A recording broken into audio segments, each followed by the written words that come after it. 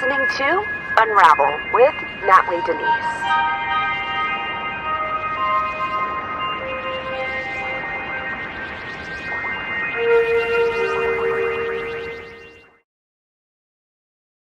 What's up, guys?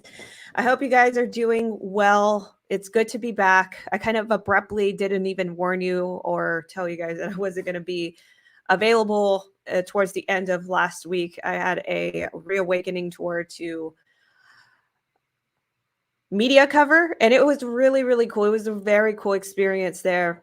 I got to meet so many incredible people, so many like-minded people, and just the networking was great, including the speakers. I mean, there was a lot of great people there that just that they like their fight for freedom, and they all came from different industries, and it was just great to be with like-minded people.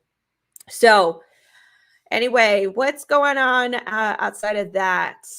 There is a national human trafficking summit, education summit in Houston. Tickets are now on sale at Ticketmaster. I should have actually probably linked that in my description below. After this stream, I'll link it in my description below. If you're on Instagram, if you click my link in bio, which, by the way, if you're not following me on Instagram, do that. But there should be a button to click, the ticket button. It's going to be a great experience. A bunch of top-level survivors and experts just kind of going through the different facets of, the different stages of human trafficking, the aftercare, the coercion, that all of that type of stuff. So super happy that that's coming up in January.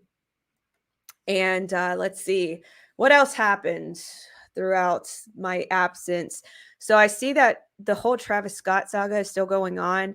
And I actually made a video about some updates while I was gone, some things that kind of transpired. The whole thing is just so weird. Let me know, guys, I'm watching your comments right now. Let me know if you've ever worked at a concert, or if you've ever worked at a festival of mass crowds of people, a music festival. I just want to know, what is that like with hiring security, hiring staff? I found out some really strange detail about the security guards that were hired for this entire thing. And again, it's just very peculiar how it's unfolding. I'm going to link that video. I'm going to publish that video after this stream. Hey guys, on podcast, if you're listening on audio podcast, please give this podcast 5 stars so more people will learn about me, hopefully, and like my podcast. I do a daily news podcast Monday through Friday. If I am not traveling and not at events, then I will be here Monday through Friday, 9:30 p.m. Central, 10:30 p.m. Eastern time. So if you're a different time zone, just kind of coordinate around those time zones. So anyway, Travis Scott, weird stuff going on. I do cover this in my video, but apparently I asked that question about the festival concert sort of hiring on experience, because there's some new information that came out recently that apparently security guards were, first of all, my witness last week, if you remember, the third witness, so she was actually the second video. She gave testimony that, half of the security staff, that they actually quit that day, and that there was not enough to, crowd control. There were no protocols that were being followed. Apparently people were being let in by other witness accounts that I actually had a podcast with, that, the security were just kind of letting everybody do whatever they wanted.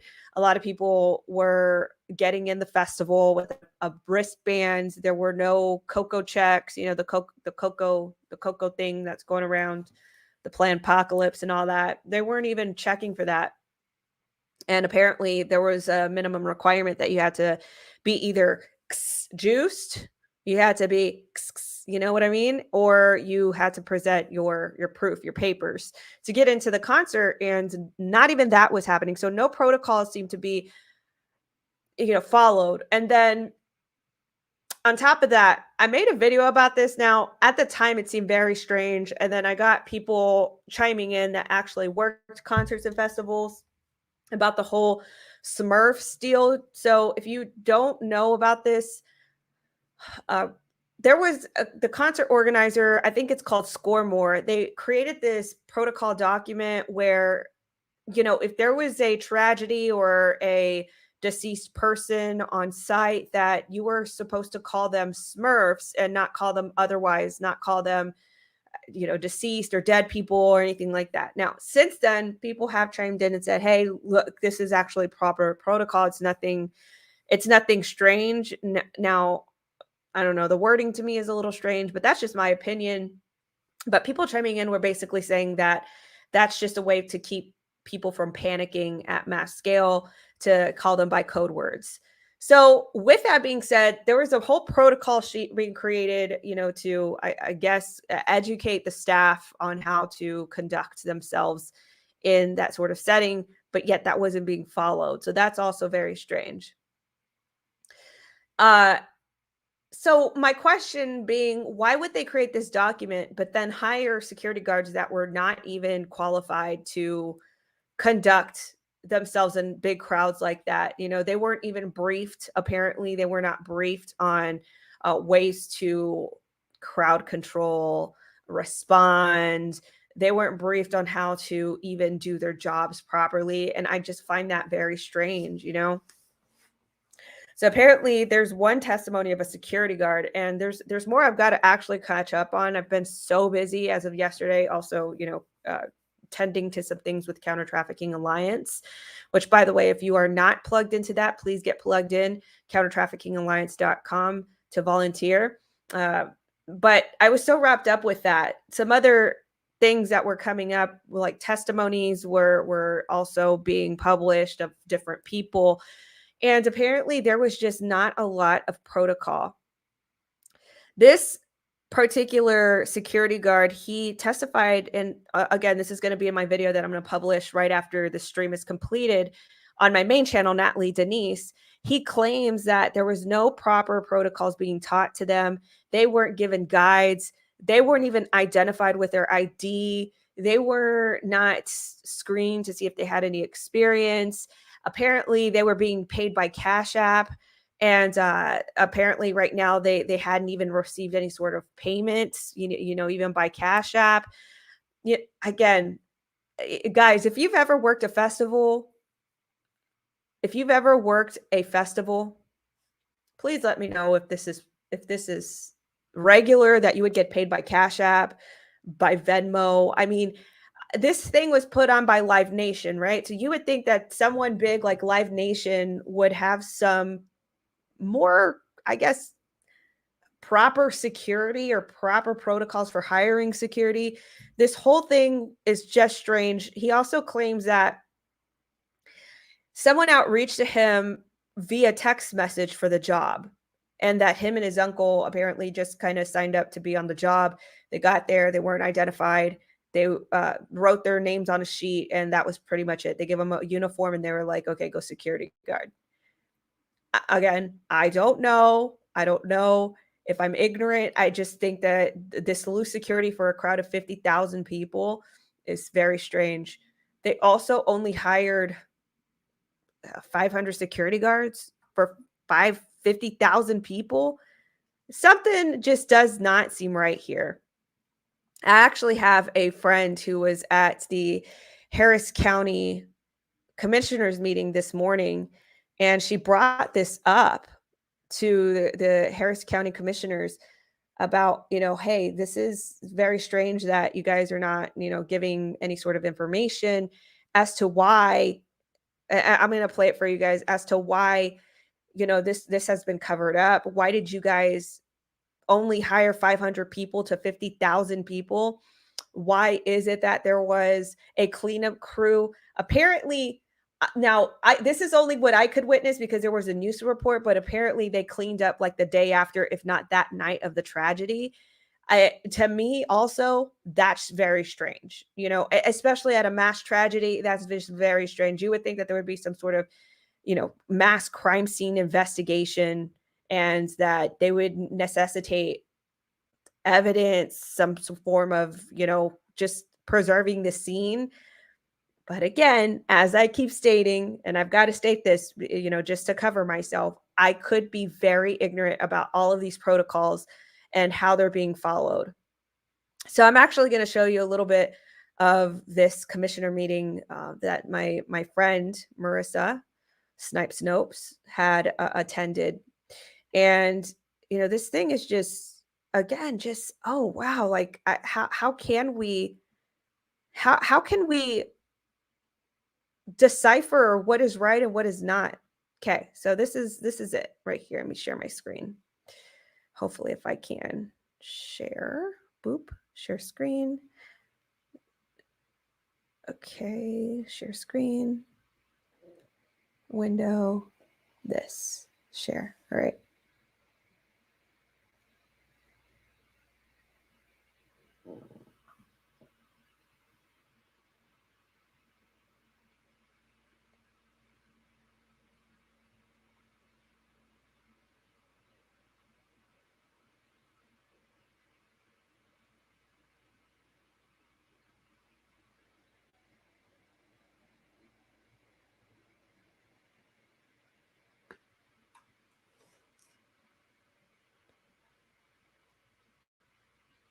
Can you guys hear it? I'm just doing a sound check really quick. Can you guys hear?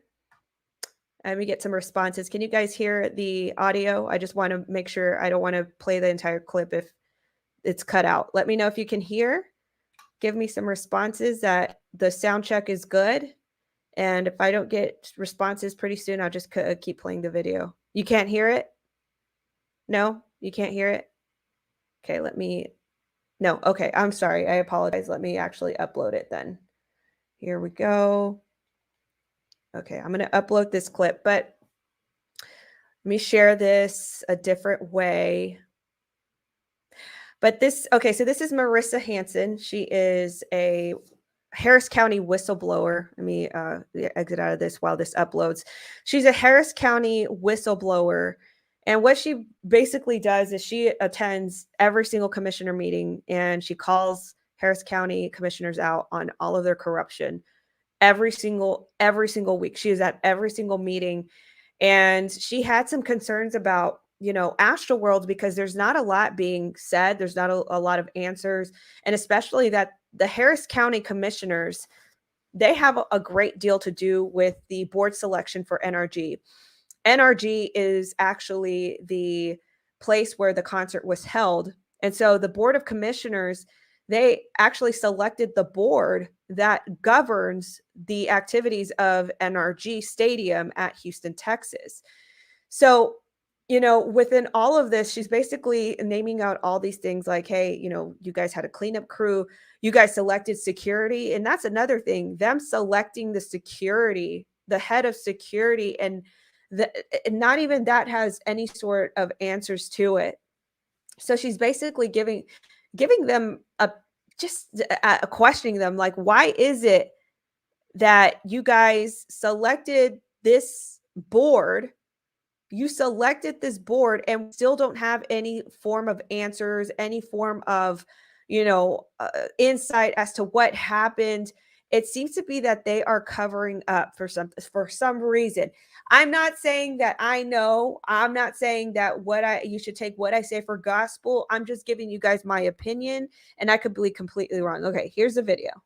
Last night, Ezra Blount was pronounced dead after the Astroworld event. I'd like to know why there was only 500 policemen at the event Friday night of the Astroworld event. You guys are the ones that are responsible for the security of the board, you're responsible for choosing the people that are on the board of directors for the security at NRG. And so the buck stops here with the questions. I'd like to know why so far 9 children have died from the malfeasance in this commissioner's courtroom. Judge Hidalgo, I'd like to know why there was a cleanup crew there the night of a mass casualty event. Can you answer me? It's a mass casualty event. You do not send a cleanup crew to a mass casualty event unless you're trying to cover something up. Why did Travis Scott get on the airplane that night when there was a mass casualty event? Who escorted him to the airport and his family? 9 people died, and families are never going to be able to say goodbye to their children. A 9-year-old boy, Judge Hidalgo, please look at me when I speak to you. A 9-year-old boy is dead because of your malfeasance. This bond stuff, 149 people have died, and you guys have blood on your hands because of this. It's not the bail bondsman, you know that. Commissioner Garcia, you used to be a sheriff. I don't know why you're doing this to people. I mean, is there no good left in you? It's heartbreaking to me. Sure. Why did you call an independent investigation, Judge Hidalgo? Do you not trust the policemen? They're here to do good and serve us. Why would you call for a private investigation the night of a mass casualty event? You don't do that. You haven't even acknowledged the 9-year-old boy that died last night. Instead, Commissioner Garcia, you retweet something about you going on a bicycle ride at NRG Stadium. There's no mention of this young boy. He's never going to get to live his life ever again. His parents are never going to get to tuck him into bed. And all you guys are doing is covering up your malfeasance. When the elections come up, I'm going to make sure of it that none of you 3 are never going to be sitting in a chair in Commissioner's Court ever again, or in any kind of political position. What happened on Friday night? Thank you. Your time is up. Happen. Are those all the speakers? I mean, cheese and crap. I mean, guys, is your wigs not snatched? Like the way she handled herself, I'm telling you, she is just so fearless, like going into, and that's her all the time going into these commissioner court meetings, by the way. It's not just about Astroworld. She's in there about every single type of corruption going on in Harris County. If you're in Houston, you really ought to join in and voice these same concerns. But I mean, the points that she made are just incredible. Did you guys know that Travis Scott got on a private? I mean, I don't know. It's just strange to me that he got on a private plane and left Houston the night of this tragedy. I mean, she just went in and snatched these wigs clean off their heads. She was going in with a vengeance and just really telling it how it is. I mean, and do you notice that none of these commissioners, not one of them, gave any sort of response? They gave her no sort of answer, especially when she asked about the cleanup crew. Like, if that's proper protocol, listen, we're just normal everyday citizens trying to assess everything for what we see, right? And sometimes we have to assess it with critical thinking. We might not know a detail or two. We may be ignorant to how the industry works, whether it be an investigative criminal investigation, whether it is in a crime scene. We don't know these things 100%. Like, let's be real. But the fact that these commissioners, knew of some sort of approval to clean up the scene and give absolutely no explanation as to why they did that, that should have a lot of people questioning. Someone says, get her on the show. Yeah, I'll see if Marissa is willing to come on. That's one of my friends. That is a lot of people to not answer not one question. And I hope you guys share this. I hope you guys share this type of this media, because not everybody's talking about this. This was literally this morning that she questioned the Harris County commissioners about this particular event. Grab this link, put it in your Telegram groups, your Facebook groups, your Discord groups. This information needs to be shared, because there is something going on in Harris County. We can't quite put our finger on it, but there's something going on that they can't even answer not one question. You can't answer one question about what's going on, why you ordered an independent investigation into Astroworld, and not allow the police to do their own job. You can't answer the question why Travis Scott was allowed to just leave on a private plane that night. You can't answer the question as to why there was a cleanup crew. You know what I mean? These people just act like absolutely nothing is going on, and I hope people can see this. What can I do to search to find a link to that footage? So that footage is actually available on my on my Instagram account. If you guys want me to, I'll drop it in my Telegram, so you can just save it. You could just save it really quickly. That's Marissa Hanson out of Houston, Texas. Always there to call out the very, how do I state this? The malfeasance in our commissioner court actions. And believe it or not, they have something to do with the lack of information that we still stand with today about Astroworld. There is some form of, let me actually share this with you guys. There's some form of news about Drake Strip Club, Astroworld. I'm going to actually share this with you guys next. Let's do this. Let's do this. All right. Okay, so Drake apparently spent $1 million on strippers the night, is it the night? Day after the whole tragedy. Oh my gosh, dude. I'm telling you, these people just, let me share this with you guys. Share screen. Window. Give me this story right here. All right.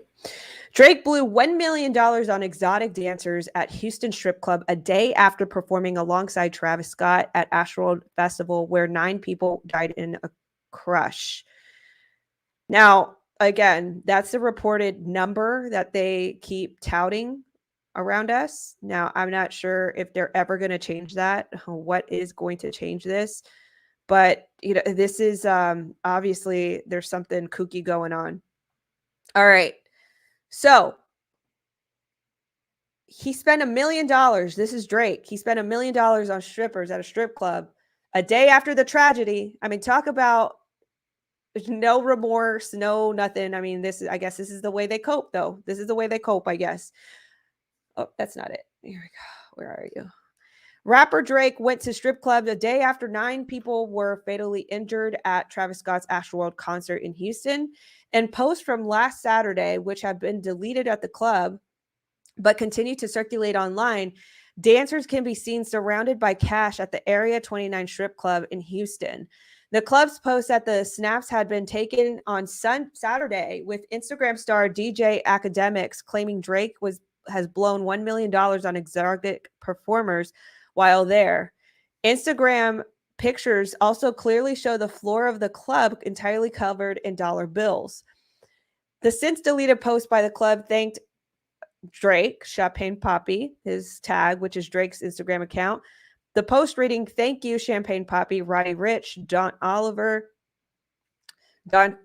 T. Oliver, I meant, UBK Entertainment, Lyra Galore, Real Bernice Burgos, Real Marie, �:Kilo, Turkey Legit, Booked by Mola." And the reason why I'm saying these accounts, because I don't know if there's maybe some trails of this night, you know, maybe it's still lingering around these profiles.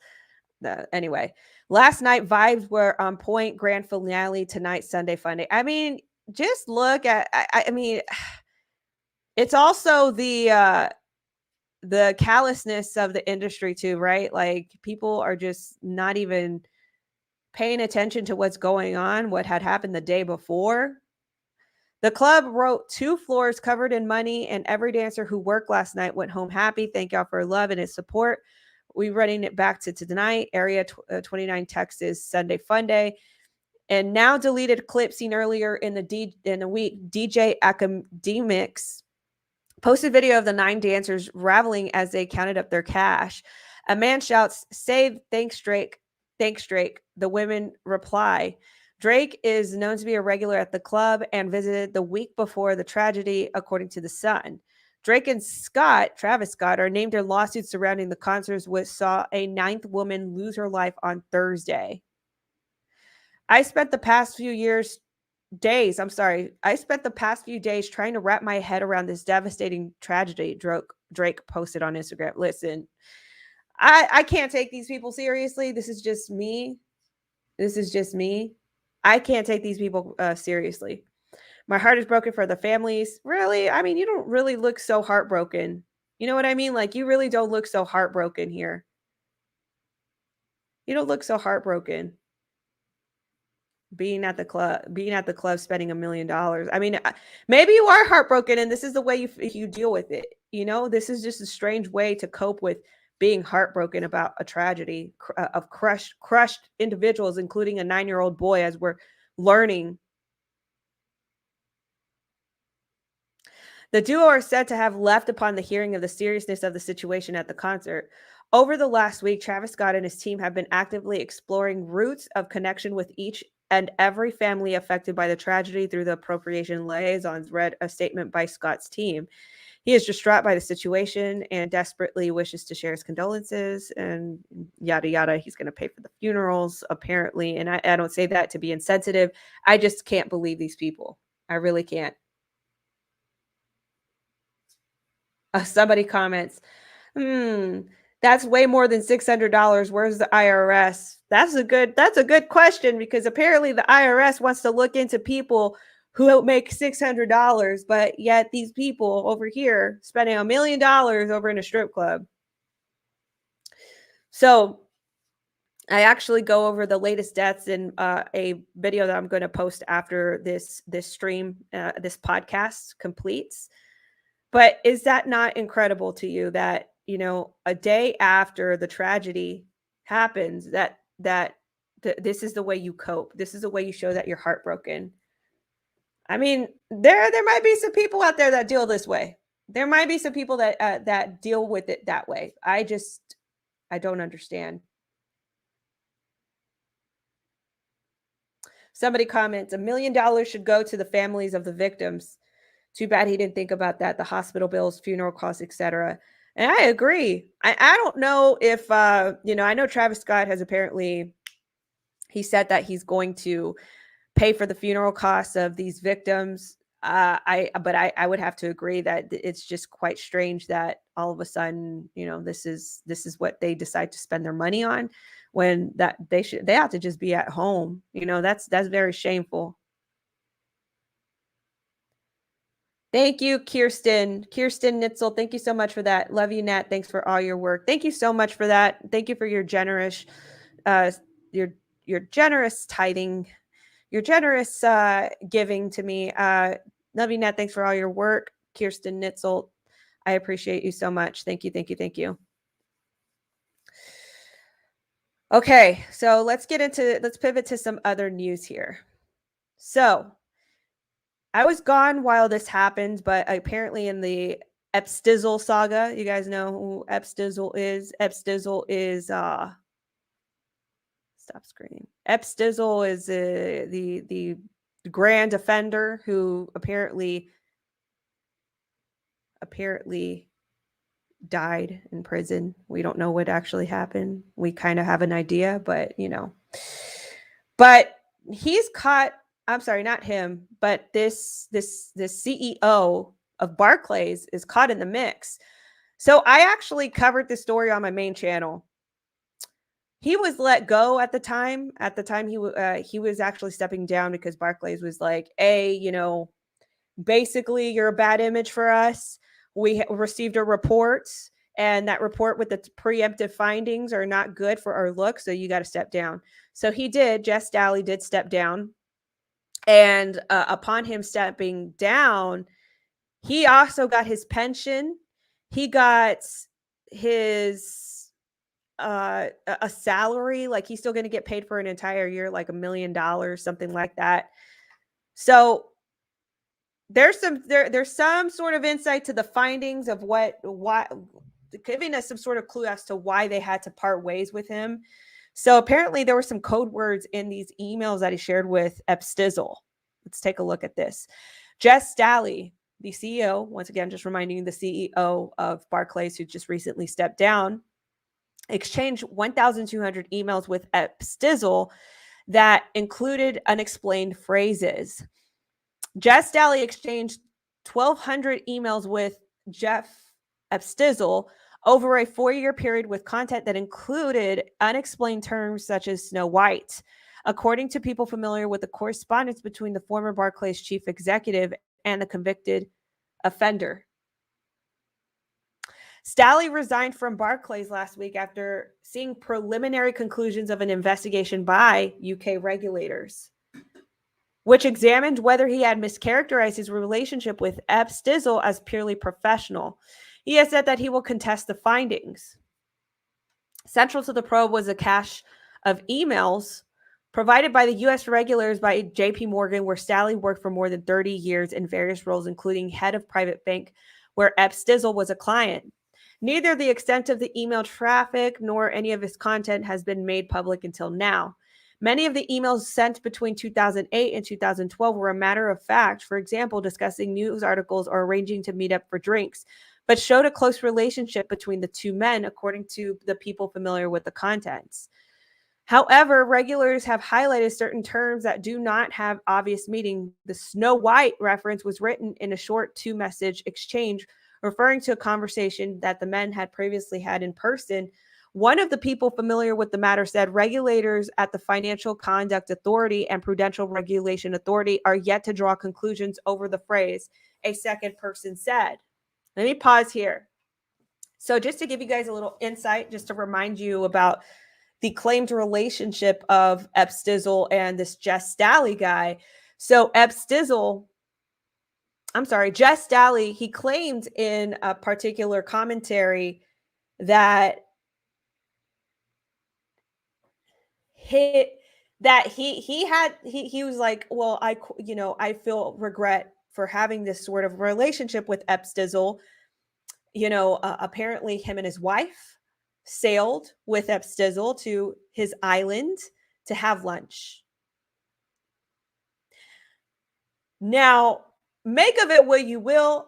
I find that quite curious that they would just have lunch at this very strange island.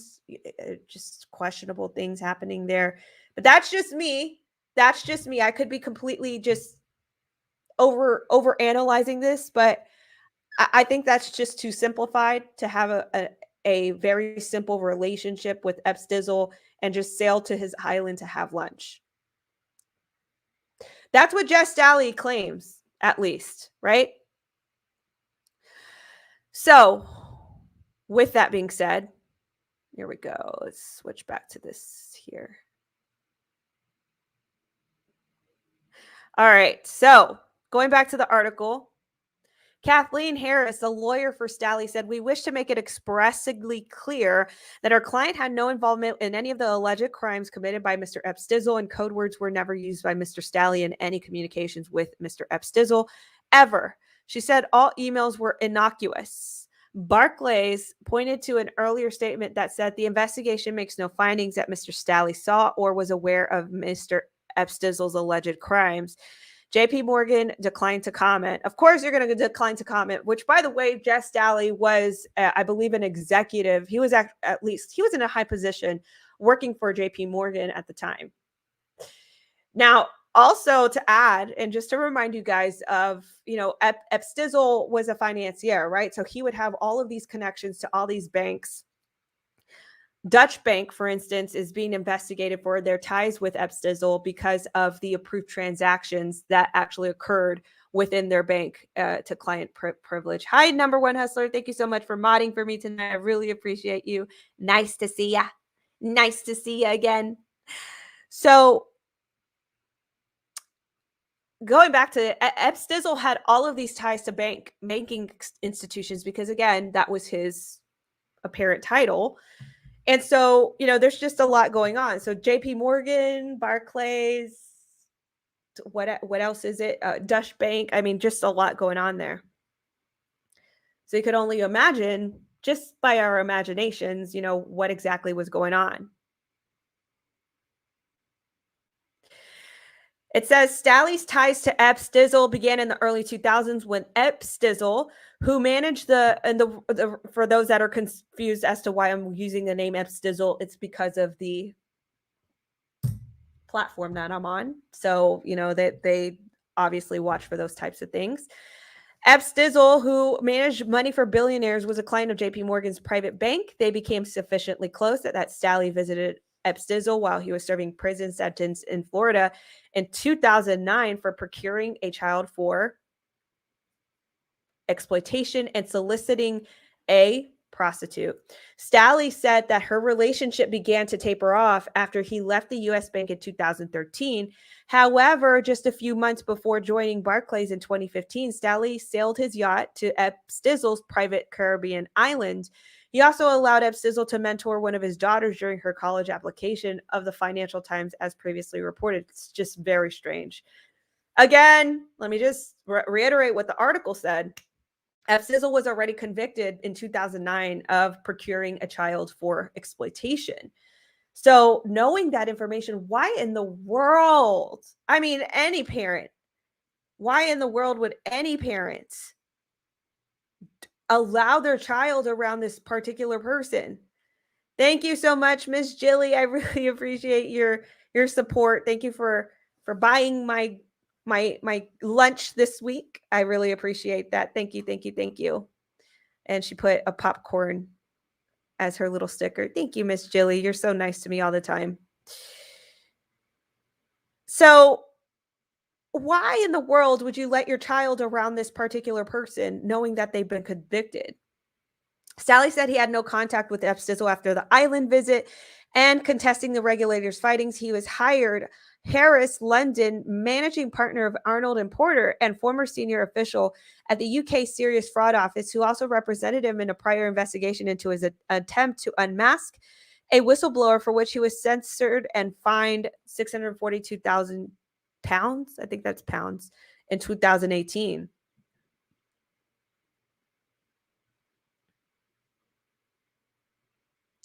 While aware of Stally's connection to 𝐓𝐫𝐻 when he joined Barclays, the FCA and PRA opened a formal probe after receiving the email cache from the U.S. regulators in 2019. People familiar with the matter told Financial Times.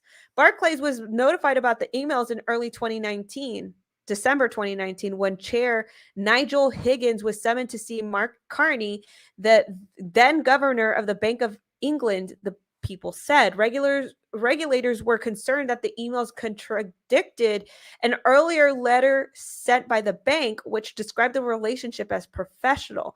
They urged the board to review the new information and check to see if the CEO had played down his links with the disgraced financier. The bank spent the next 2 months.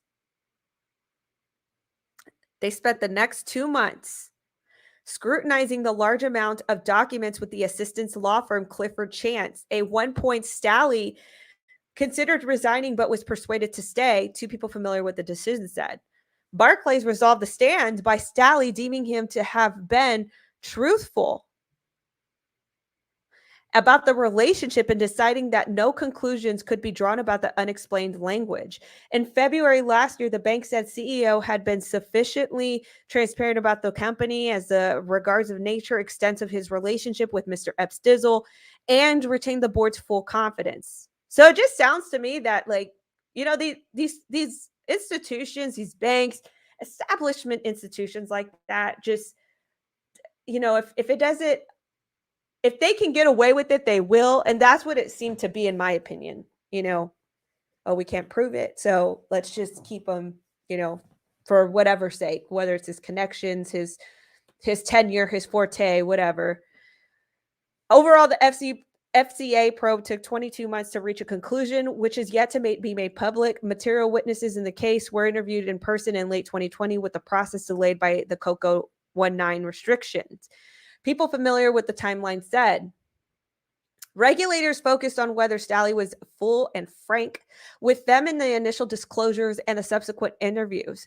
Regulations require a firm to engage with the FCA in an open and cooperative way and disclose anything which regulators would reasonably expect notice. If Stalley continues to contest the findings, the case will be referred to the FCA's Regulatory Decisions Committee, an independent body made of veteran lawyers and bankers. They can uphold the watchdog's original findings or reject them. If upheld, Stalley can still appeal to the tribunal. The process could take years. So how does that make you feel? How does that make you feel? That all of a sudden, you know, that these banks, all of a sudden they're we gotta distance ourselves from you, Stalley, because you're making us look bad. You're making us look bad, and so we think we're gonna pay you $1 million. We're gonna pay you all these little, you know, benefits, but we need you to step back. Unbelievable. So just to kind of conclude the stream, I'm going to go over this right here. So apparently with Ghislaine Maxwell, that's what I'll call her. Ghislaine Maxwell, I believe they're selecting the jury. Pre-trial makeover, Ghislaine Maxwell shows off her freshly dyed black roots, a new bob haircut, and she's able to wear some business casual stuff.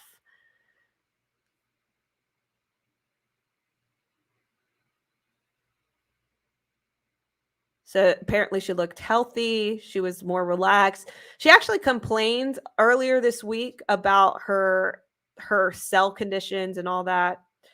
Maxwell's newfound confidence was apparent at the end of an hour-long hearing when she stood face-to-face with her lawyer, Jeff Pagliuca.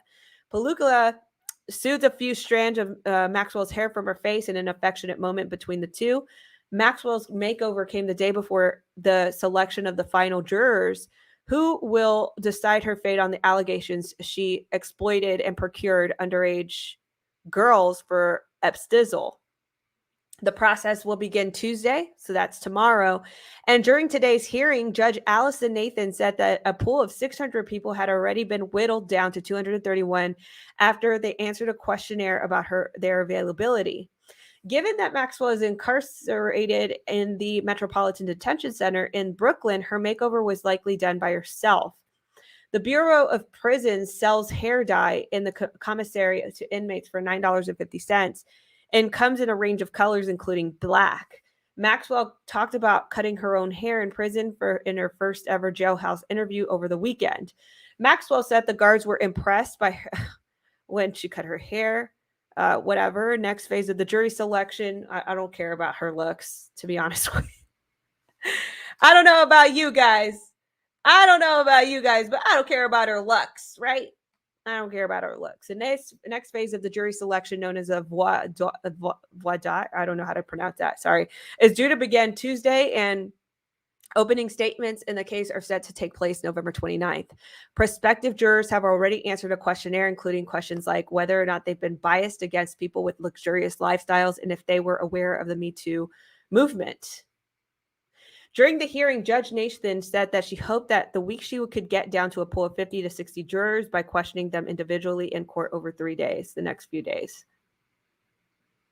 From there, the final 12 will serve on the jury for the trial, which is expected to last 6 weeks, will be chosen.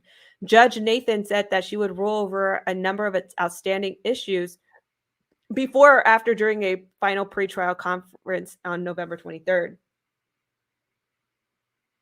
That includes whether the third of 4 accusers who is thought to be British will be allowed to give evidence. Judge Nathan said that the jury will sit between Christmas and New Year, though they would be off the 23rd and 24th of December and the 30th and 31st of the month. Among other issues that came up, the subpoena to a victim that Maxwell's lawyers requested on Sunday evening. Judge Nathan said that the subpoena should be issued to the woman, that the prosecutor should oppose it later. Maxwell's lawyer, Christian Everdale, said that there was an issue with some border crossing records, that the prosecution said that they would work to resolve it. Prosecutor Maureen Comey said that the other issue will be resolved as the authentication of birth certificates. She did not specify which accuser it related to. So she faces up to 80 years. Apparently she was living in a hell. I'm not going to read through that because I'm just not going to show any sort of pity for something like this. I mean, it's just atrocious what she's been accused of. So, guys, that was a full stream. I think that was good. That was ample amount of information, I think, over topics that we're actually interested in. One being Astroworld, the other being this whole 𝐓𝐫𝐻𝐿 trial. I will be posting 2 podcasts. I will have to post one of the podcasts on Rumble. So if you're not following my Rumble, please follow that channel. I'm going to be posting interviews from the conference. It's not a conference. It was a tour, the Reawakening tour. Some of them they are medically sensitive to our timeline. So that's why I'm going to have to do it on Rumble, and I don't want to violate their community standards here. And the rest are very interesting. The rest that I can post here without getting, nicked, I will post here on this channel. So I'm going to post the segments all in one big podcast. I'll turn it into an audio podcast as well. So look out for that tomorrow by the afternoon. I'll have that to you guys. So anyway, muchachos y muchachas, I hope you have a great night. I hope you get rest. And I will definitely come with more details tomorrow. On my main channel, Natly Denise, I will be posting a video here within the next 30 minutes about some discoveries or updates in the whole Astroworld saga. So stay tuned for that, or share that one once you do watch it. I really appreciate you guys so much. Thank you for your support. And also, thank you. Let me see. I believe I got some people buying me coffee, which by the way, I need this, especially with the counter trafficking alliance stuff that I'm doing. I'm just doing a lot to get this off the ground. Got some data. I'm going to bump this data up. Juliana, thank you so much for my coffee. I really appreciate you. And Gigi Starlings, thank you so much for my coffee as well. I really need it. Believe me, I really need that coffee. So I appreciate that so much. And it's going to keep me researching and keep me going with the counter trafficking things that I'm doing. I love you guys. Have a restful night. I'll see you guys tomorrow. And as always, God bless you. We'll see you. Take care. And same time tomorrow. Bye-bye. Thank you so much for tuning in to Unravel with Natly Denise. Please give this podcast 5 stars.